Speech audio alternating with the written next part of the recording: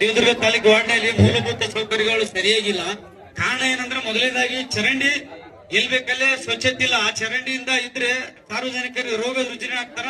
ಇವತ್ತಿಗೂ ನಮ್ಮ ರೈತರು ಅಥವಾ ಪಬ್ಲಿಕ್ ಜನರು ಹಾಸ್ಪಿಟಲ್ ಅಲಿದಾಡುವಂತ ಪರಿಸ್ಥಿತಿ ಆಗಿದೆ.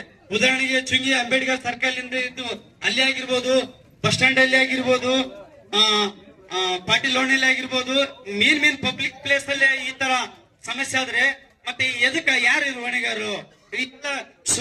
ಸೊಳ್ಳೆ ಕಚ್ಚಿಗೇಸಿ ಹಾಸ್ಪಿಟ್ಲಿಗೆ ತಿರುವಂತ ಪರಿಸ್ಥಿತಿ ಆಗಿದೆ. ಪ್ರತಿ ವಾರ್ಡಿಗೆ ಕೂಡ ನೀವು ಯಾಕೆ ನಾನು ಕಳೆದ ಒಂದು ವಾರದಿಂದ ಹೇಳಿದೀನಿ, 23 ವಾರ್ಡಿಗೆ ಸೊಳ್ಳೆಗಳು ಕಾಟಾಗಿದ್ದೀವಿ. ಬೇಸಿಗೆ ಆರಂಭ ಆಗಿದೆ. ತಾವು ಸ್ಪ್ರೇ ಮಾಡ್ಬೇಕಂದ್ರೆ ಸಾಮಗ್ರಿಗಳು ಇಲ್ಲ ಅಂತ ಹೇಳ್ತೀರಿ. ಎದಕ್ಕಿಲ್ಲ ಆ ಸಾಮಗ್ರಿಗಳು? ನೀವು ತರ್ಸ್ಕೋಬಹುದಲ್ಲ. ನನ್ಗೆ ಇದು ಒಂದೇ ಕ್ವಶನ್ ಉತ್ತರ ಕೊಡ್ರಿ. ನಮಸ್ಕಾರ. ನಾವು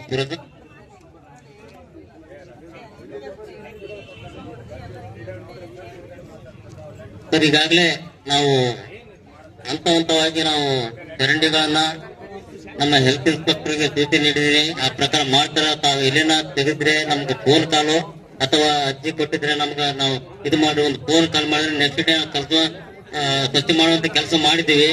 ಅದೇ ರೀತಿಯಾಗಿ ಈಗ ಎಲ್ಲ ವಾರ್ಡಿನಲ್ಲಿ ಏಕಾಏಕಿ ಸೊಳ್ಳೆಗಳು ಇದಾವ. ನಾವು ವಾರ್ಡ್ ವೈಸ್ ಮಾಡ್ತಾ ಇದ್ವಿ. ಪ್ರತಿಯೊಂದು ವಾರ್ಡಲ್ಲಿ ನಮ್ಮ ಹೆಲ್ತ್ ಇನ್ಸ್ಪೆಕ್ಟರ್ ತಿಳಿಸಿ ಎಲ್ಲ ಮಾಡ್ತಾ ಇದ್ವಿ ನಾವು.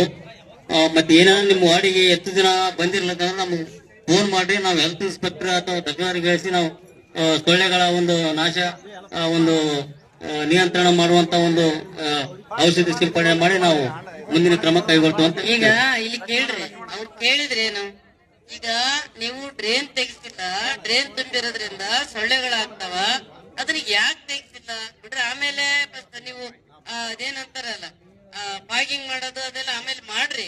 ಯಾಕೆ ತೆಗಿಸಿಲ್ಲ ಅಂತಾರ ಸೊಳ್ಳೆ ಅದು ಮಾಡ್ರಿ. ಅದು ಯಾಕೆ ಡ್ರೈನ್ ತೆಗಿಸಿದ ಏನ್ ಸಮಸ್ಯೆ ಏನು? ಪ್ರತಿದಿನ ರೂಟೀನ್ ವರ್ಕ್ ಮಾಡ್ತಾ ಇದೀವಿ ಮೇಡಮ್. ಅಲ್ಲ ಮಾಡಿಲ್ಲ ರೀ, ಮಾಡಿಲ್ಲ.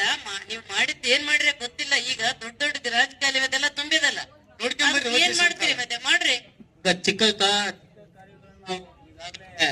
ಪೌರ ಕಾರ್ಯಕ್ರಮ ಮಾಡ್ತಾ ಇರೋ ದೊಡ್ಡ ಕಾರ್ಯಕ್ರಮ ನಾವು JCB 2 JCB ಅದ. ಅದರಿಂದ ಮುಂದಿನ ದಿನಗಳಲ್ಲಿ ಸ್ಮೆಲ್ ಆಗ್ಲಾರ್ದಂಗ ಮತ್ತೆ ಅಲ್ಲಿ ಸೊಳ್ಳೆಗಳು ಉತ್ಪತ್ತಿ ಆಗ್ಲಾರ್ದಂಗ ನಾವು ಇನ್ನೊಂದು ವಾರದಲ್ಲಿ ನಾವು ಮಾಡಿ ನಾಳಿಂದ ನಾವು ಸ್ಟಾರ್ಟ್ ಮಾಡ್ತೀವಿ. ಈಗ